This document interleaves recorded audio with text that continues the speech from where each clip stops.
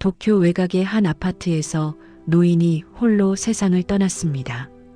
발견되기까지 걸린 시간은 6개월이었습니다. 그에겐 가족이 있었고 아내가 있었고 자녀가 있었습니다. 그럼에도 그는 혼자 죽었습니다. 오늘 우리가 마주할 이야기는 오래 사는 것이 더 이상 축복이 아닌 사회, 그 안에서 관계가 사라지고 있는 우리의 현실입니다. 이 영상이 도움이 되신다면 구독과 좋아요 부탁드립니다. 일본에서는 60대 이후의 이혼과 졸혼이 빠르게 증가하고 있습니다.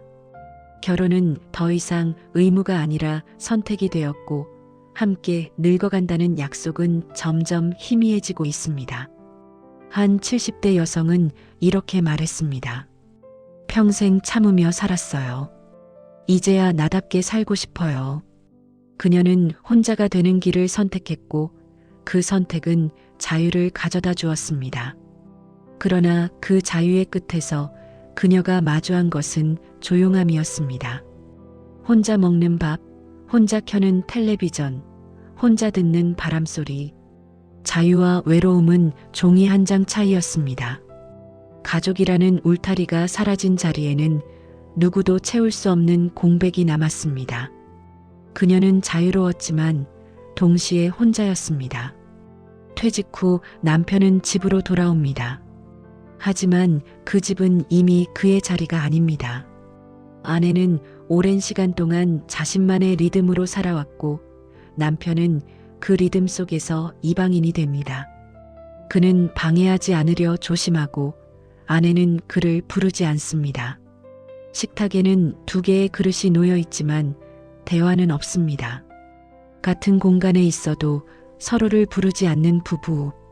심리학자들은 이를 무언의 결혼이라고 부릅니다. 가족의 해체는 법원에서 시작되는 것이 아닙니다. 그것은 말이 사라진 순간, 눈을 마주치지 않게 된 순간, 함께 있어도 혼자라고 느끼는 순간에 시작됩니다. 부부는 여전히 같은 집에 살지만 이미 타인이 되어버렸습니다.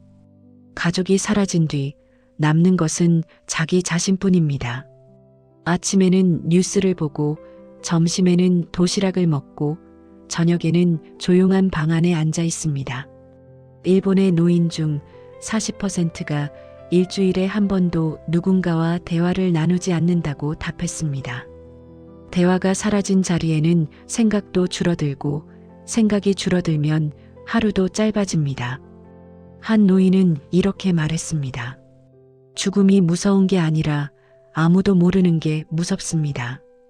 그의 말은 이 사회가 잃어버린 온도를 보여줍니다. 관계가 사라진 자리에 남은 것은 침묵과 고립뿐입니다.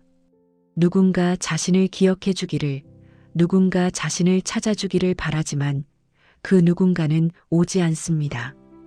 도시는 편리합니다. 하지만 그 편리함 속에서 관계는 닫혀버렸습니다. 엘리베이터에서 사람들은 눈을 마주치지 않고 문이 닫히면 각자의 세상으로 돌아갑니다. 복지제도는 생겼지만 가족은 줄어들었습니다. 돌봄 인력은 늘어났지만 정서적인 돌봄은 사라졌습니다. 행정 시스템은 작동하지만 사람의 마음은 늙어갑니다. 일본에서는 매년 3만 명이 홀로 죽음을 맞이합니다. 그중 절반은 가족이 있었던 사람들입니다. 고독사는 단순히 혼자 사는 사람의 문제가 아닙니다. 그것은 관계가 끊어진 사회의 자화상입니다. 아파트는 사람들을 보호하지만 동시에 고립시킵니다. 벽 너머에 누가 사는지, 그들이 어떻게 지내는지 아무도 알지 못합니다. 한국의 60대 이상 이혼율은 20년 사이에 3배로 증가했습니다. 이제 나답게 살고 싶어요. 라는 말 뒤에는 긴 외로움이 숨어 있습니다. 1인 노인 가구는 빠르게 늘고 있으며 2040년에는 전체 노인의 40%가 혼자 살게 될 것으로 예측됩니다.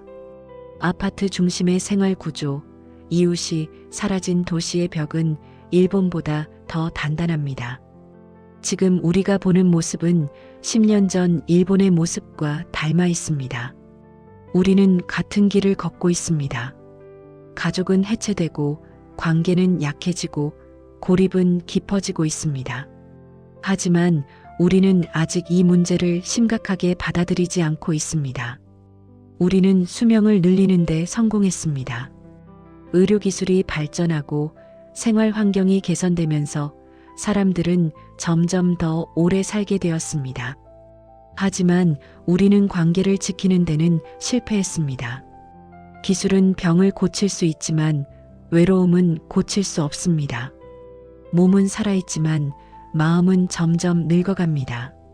한 노인은 이렇게 말했습니다.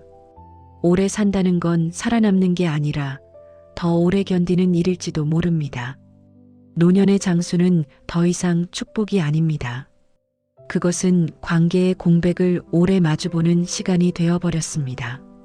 오래 사는 것이 의미가 있으려면 함께할 누군가가 있어야 합니다. 하지만 그 누군가는 점점 사라지고 있습니다. 그러나 일본 곳곳에서는 변화가 시작되고 있습니다. 혈연이 아닌 마음의 가족을 만드는 시도들이 생겨나고 있습니다. 함께 밥을 먹고 함께 늙어가는 공동주거 공간들이 만들어지고 있습니다. 서로를 지켜보는 이웃복지 네트워크가 형성되고 있습니다. 한 노인은 이렇게 말했습니다. 함께 사는 법을 배우는 것, 그게 늙는 법의 시작이에요. 이 말은 단순한 제안이 아닙니다. 그것은 오래 사는 사회를 지속 가능하게 만드는 답입니다. 가족이 아니어도 혈연이 아니어도 함께 늙을 수 있습니다. 중요한 것은 관계입니다. 서로를 챙기고 서로를 기억하고 서로를 부르는 것입니다. 우리는 평생 오래 사는 법을 배웠습니다. 건강을 챙기고 운동하고 병원에 가는 법을 배웠습니다. 하지만 함께 사는 법은 잊었습니다. 가족이 해체된 사회에서 수명은 축복이 아니라 고독의 연장입니다. 그러나 누군가 곁에 있다면 그 시간은 다시 복이 됩니다. 오래 사는 것이 아니라 함께 사는 사회를 만드는 것. 그것이 지금 우리 세대의 과제입니다. 도쿄 외곽의 그 아파트에서 홀로 세상을 떠난 노인은 우리에게 묻고 있습니다. 당신은 누구와 함께 늙을 것인가? 이 질문에 우리는 답해야 합니다. 가족이 아니어도 이웃이 될 수 있습니다. 혈연이 아니어도 마음의 가족이 될 수 있습니다. 중요한 것은 혼자 두지 않는 것입니다. 서로를 기억하고 서로를 찾아보는 것입니다. 오늘 영상이 마음에 닿으셨다면 구독과 좋아요로 함께 해주세요. 당신의 작은 관심이 누군가의 외로움을 덜어줄 수 있습니다. 여러분은 어떻게 생각하시나요? 함께 늙어갈 사람이 있으신가요? 댓글로 여러분의 이야기를 들려주세요. 시청해주셔서 감사합니다.